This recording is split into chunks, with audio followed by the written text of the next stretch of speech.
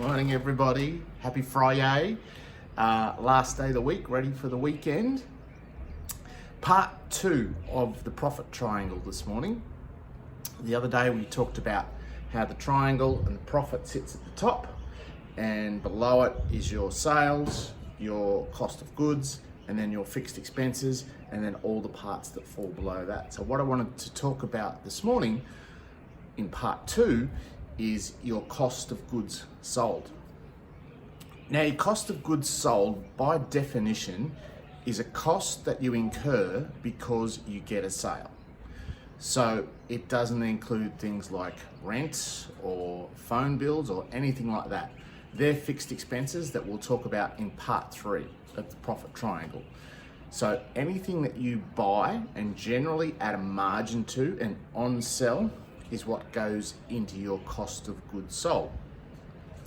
Fundamentally then, we need to understand if our cost of goods is in the right percentage in terms of our costs.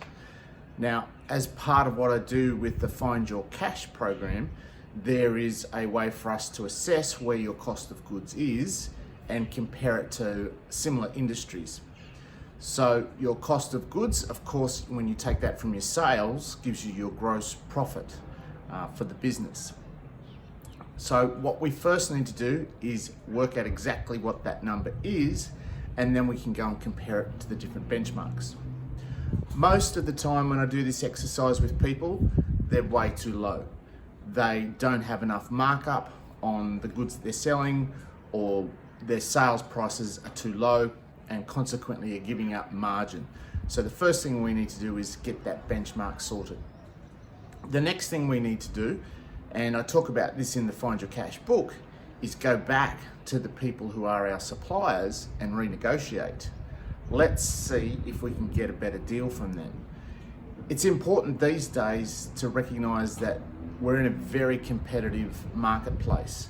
So our suppliers are quite often not happy, but prepared to move on some of their pricing, particularly if you can find a win-win deal whereby they get more of what they want and you get more of what you want.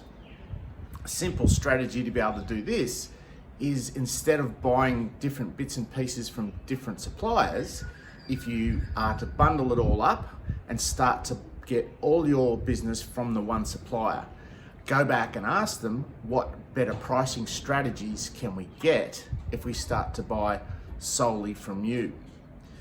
The other thing to keep in mind here is also with subcontractors and so forth. Are they being super efficient in what they're doing? Sometimes you need to go back out to the marketplace and see if you can get better prices elsewhere. So that's part 2 of the profit triangle for today. Have a fantastic Friday and enjoy your weekend.